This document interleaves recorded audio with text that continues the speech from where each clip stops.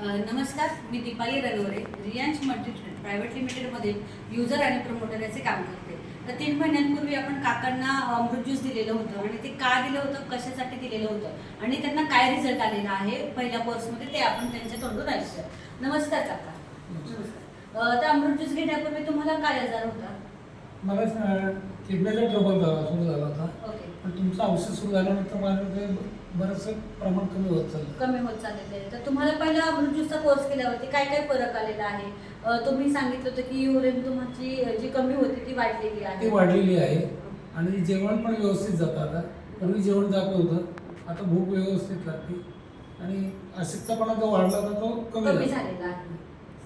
तर बघू शकता आपण काकांना पहिल्या कोर्समध्ये किती छान रिझल्ट आलेला आहे आणि हा रिझल्ट पाहूनच काकांनी काय केलेलं आहे की आपला सेकंड कोर्स आपण काकांना सांगितलेला आहे की तो देखील करा आपण, जेणेकरून काकांना अजून गँग्रीन पण आहे त्याच्यामध्ये पण त्यांना फरक पडेल आणि बाकीच्या गोष्टींमध्ये पण त्यांना अजून जास्त रिझल्ट येणार आहे.